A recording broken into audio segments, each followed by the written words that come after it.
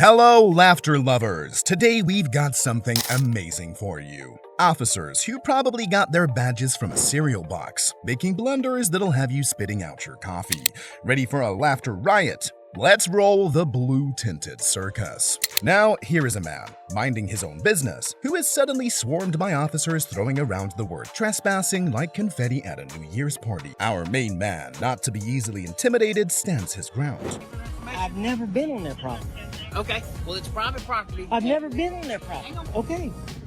If they advise us they don't want you on your property, That's fine. We're going to tell you that you can't go on their property. That's fine. Okay, can I see your ID, please? You don't have to have my ID to issue a trespass. Yes, sir, I do. I need to If you're under threat of arrest, I'll give you my ID. My window's I won't get in trouble. Okay.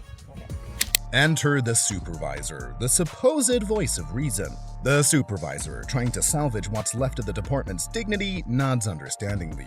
Staff Sergeant Johnson, 93159. Hey, Johnson, I was explaining to them, I'm out here exercising my right, First Amendment right. Private property starts about 1.2 foot on the other side of that telephone pole per government document survey. Anyway, I did my homework. I'm down here giving some people free advertisement. They called the police to me. This deputy here legally detained me for 18 minutes and 32 seconds. For no suspicion of nothing. He told me that I had to show him my identification. So hats off to our man for not just knowing his rights, but for serving these officers a piping hot slice of humble pie. In the vast universe of police blunders, Officer Pino's episode shines like a supernova of silliness. And now comes Officer Pino, swaggering up with the confidence of a catwalk model, ready to drop some knowledge about a new law. But our man's not having any of it. Okay. Yeah, we're doing good. Yeah. Okay, man, what's your name? For what? I'm just contacting you. I just have to. So You have to. So there's a law that just came out Okay. to where anybody I contact, even if it's consensual, I have to get your demographics that I can Really? say that I contacted you. Yes. No. That's not the law. Yes, it is. Nope. With Senate Bill 217. No, this is not a stop and ID state. Okay, so I have to say that I did contact you. Okay. Good. You say that. Okay. As the conversation heats up, Pino's confidence melts faster than ice cream on a summer day. His flustered reactions, priceless. That's just ridiculous, man. That's just ridiculous. Okay. I'm sorry, man. Sorry for what? For being uncooperative? Oh no, I'm just not gonna give you all this free information for nothing. We're just sitting here. We're not doing anything wrong. We're waiting for somebody. Okay, and like I said, when I ran the plate, it came back with the warrant hit, and I want to make sure it's not Sorry, you. it's not me. Yeah, it's How not me. do I know that? Because I don't I'm know sorry, your name. it's not me. I don't know. Because I don't know what your to tell name. you. Until I can get your name. I'm sorry. I'm not the type of person who releases Can I at my least get name your like first that. No. In the end, it's a masterclass in how not to be a cop. Officer Pino, thanks for the laughs. And to our calm and collected hero, keep schooling him.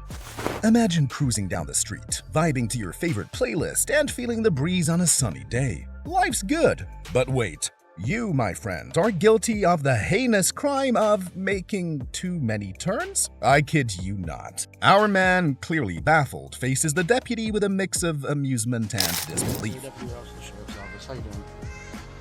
You got your license registration for insurance with you tonight? What's the nature of the stop? As soon as I know who you are, you have to explain that. Is this Nazi Germany? Do I gotta provide papers before you tell me why? Well, if I don't know who I'm talking to, in case you run off or flee, I'd like to know who I'm talking to. So if you don't mind providing your identification, I'll be happy to go forward. Well, I would take the key out if I could, but I can't. Okay, no problem. You do realize in order to get ID from somebody, you have to have a reason and articulate that reason for the stop, right? I'm well aware of how it works. Well, you do realize I'm a constitutionalist, so I know this shit. Okay. So, unless you can articulate, live here? this is my property, yes. Well, I don't live here, but this is my property. This is not where I'm staying, but I own it. The banter that follows is a masterclass in patience and wit from our driver, who challenges the deputy's shaky reasoning with pointed questions and a healthy dose of sarcasm. I knew I used my turn signals. I knew I wasn't speeding. As soon as I see you on the side of the road, I see you hit your f***ing brake lights. I knew you were gonna f*** with me. I knew exactly what you were gonna do. There's nothing wrong with my car. Every light on my car works. So what's the nature of the stop? Well, the nature of the stop is when you went by, it didn't look like there was a front bumper. And then as I was behind the car trying to run a registration, You took multiple turns, and it appeared to be evading me. All I'm doing is checking out what's going on. You better get your goddamn supervisor. When is it illegal to make turns? It was illegal to make turns. Dude, we both know where this is going, and you know you have no reason to pull me over. All you need in Michigan is reasonable suspicion to make a traffic stop. Yes, you have to have RAS. But what is your single articulable suspicion? I heard you were trying to avoid this contact. Bullshit. Looked like you had a bumper on the front of the car when you went by. Dude, I'm not giving ID. Because I didn't do nothing wrong. Is this your car? It's in my dad's name, yes. It's in your dad's name? Yep. Dude, this is going to make an awesome YouTube video. You just admitted that I committed no crime or no traffic infraction. When is it illegal to make turns? In the realm of traffic stops, this one's a gem. A tip of the hat to our driver for handling it with grace and humor. In a world where everyone's a filmmaker thanks to smartphones, two brave souls decided to take their directorial debut to the steps of a police station. Now comes our officer, looking like he just seen someone put ketchup on a steak. Nah, just the police station. Any particular reason? Just so I can view it later. Any specific reason? I mean, that's... The duo, not missing a beat, respond with the confidence of someone who's just aced a pop quiz. It's our right to film in public, they declare. Yeah. Obviously, we have security concerns, and when you film in this area where we're releasing people who have been arrested, they have a right to privacy. No, they don't. People coming in and out of jail? If I could see them from public, they don't, sir. How do you figure that? First Amendment, you need to brush up on it. Anything that I can see from public, I can film. Right, You can't trespass what I can see. So as long as I'm standing where I'm allowed to be, I can take a picture. As the conversation progresses, it's evident that the officer is out of his depth. So you guys are just filming for your own personal needs and We don't want to answer no questions, Jan. We'd rather be left alone. Okay. This scene is a masterclass in the balance of power. It's a reminder that sometimes the mightiest weapon isn't a badge or a gun, but a camera and a voice. So you guys are upsetting people, which is why I'm up here. Because We don't give a fuck! Jesus! We don't give a fuck! Well, if Their feelings are not our concern. Our rights aren't subjected to their I got feelings. it. Yeah, that's right. So antagonizing people doesn't concern you guys at all? What is that? I don't understand You're how you. antagonizing. Yeah, exactly. antagonizing you? You're the only antagonizer here. But you're in public, right? Yeah. But you're on the clock, right? And you serve them. You serve me. Right, You serve I'm the public, doing what- right? I'm And doing what I asking was you to leave me sent to alone. do. I'm asking you to break contact. I don't wish to engage. And as our duo walks away, victorious, one can't help but chuckle at the officer's failed attempt to play director in a movie where he was clearly just an extra.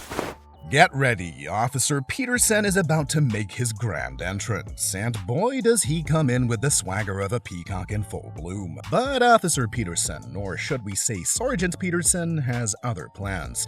With a tone dripping with misplaced authority, he inquires if our man was filming in the lobby. Can I get your name and badge number? Well, you can see it's Peterson, right? Yes. And your badge number? 210. 210. How about your Am I ID? being detained? Yeah, for a minute. For what crime? Well, we're filming in people's apartment lobby trying to figure out what's going on. Is that illegal? Well, we're trying to figure out what's going on. With the calmness of a monk and the precision of a lawyer, he fires back, questioning his detention. So what are you detaining me for? Well, that's what we're trying to figure out, man. Well, you can't detain somebody just till you figure it out. Yeah, actually we can. That's not how that works, officer. Okay. That's your Can I get your supervisor? As the conversation progresses, it becomes evident that Peterson bit off more than he could chew. Can I get your supervisor out here? I'm asking to talk to your supervisor. And I'm telling you, you can call the police department and ask for him. Okay? You I'm can't not call gonna- your No, I'm not supervisor gonna- out here? Look, right here, boss. So there's nobody above you? Yeah, there sure is. So you're a Call the police sergeant? department. So you're a sergeant and you're... Okay. In the so- end, as Peterson retreats, probably to lick his wounds and ponder his life choices, we're left with a scene that's not just humorous, but also empowering. From officers pulling the classic too many turns card to sergeants getting a crash course in Law 101 from civilians, it's been a parade of laughter. If there's one thing we've learned, it's that a badge doesn't always come with brains. But hey, thanks to these officers for the free entertainment and the invaluable lesson. Always stand your ground, especially when you're right, because sometimes the best way to deal with a dim bulb is to shine a little brighter. For more fun, subscribe to our channel.